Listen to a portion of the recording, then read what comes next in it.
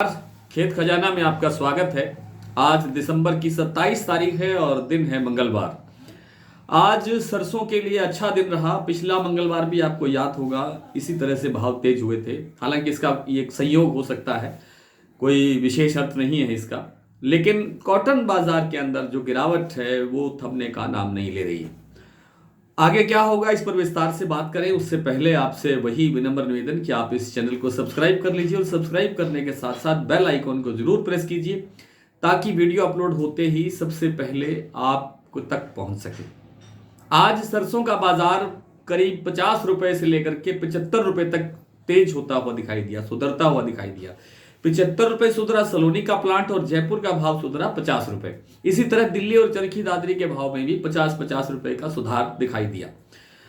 लेकिन ये किस तरह से हुआ? कल आपको याद होगा, चीन ने एक घोषणा की, एक डिक्लेरेशन दिया कि कोरोना को लेकर के जो वहां सख्त नियम लागू हैं उनमें जनवरी से छूट दी जा सकती है। और इस छूट देने के साथ ही, इतनी सी घोषणा करने के बाद ही बाजार, जो खाद्य तेलों का बाजार था, वो वैश्विक स्तर पर तेज हो गया।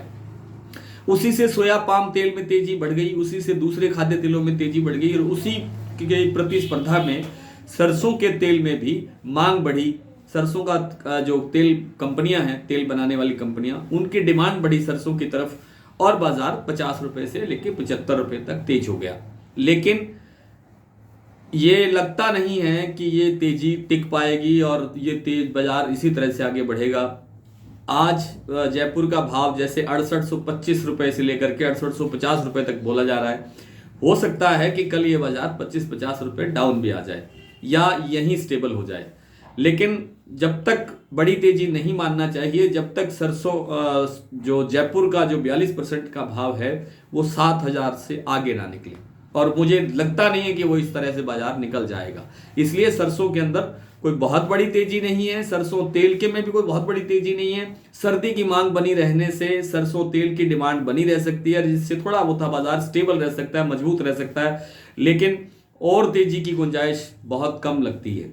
कोई 150 रुपए आ भी सकती है, 7000 से पार होता हुआ दिखाई नहीं देता।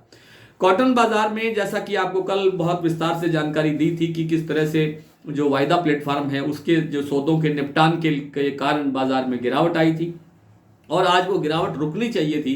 कहीं कहीं थोड़ी बहुत रुकी भी है, लेकिन बाजार जो उत्तर भारत की मंडियों में, जैसे आदमपुर है, हनुमानगढ़ है, गड़साना है, हनुमानगढ़ है, गंगानगर है, पदमपुर है, सूरतगढ़ है, इन मंडियों के अंदर जो भाव 8300-8400 रुपए तक का था वो 8000 से 8200 रुपए के बीच में आज कारोबार करता हुआ दिखाई दिया है। हालांकि गुजरात की कुछ मंडियों के अंदर बाजार थोड़ा सा तेज हुआ है कल से बाजार 70-80 रुपए को आप मान के चलिए कि बाजार 300-350 रुपए तक तेज हो गया है कुछ एक मंडियों में, गुजरात की मंडियों में। और 70 रुपए में इसलिए बोल रहा हूँ कि वहाँ 20 किलो का भाव होता है 70 रुपए, तो इसको 100 किलो का भाव अगर निकालेंगे तो 350 रुपए के आसपास बनता है।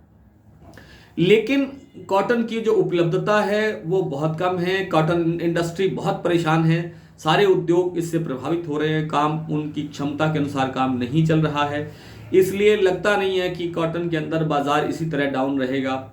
ऐसी संभावना निश्चित रूप से लगती है कि बाजार तेज होना चाहिए, ये मेरा अनुमान है। मैंने आपसे कल भी निवेदन किया था। ये जरूरी नहीं है कि आप इसी को स्वीकार करें, आप अपने अन्य लोगों से राय मशवरा करके ही कॉटन में, कपास में कारोबार करें।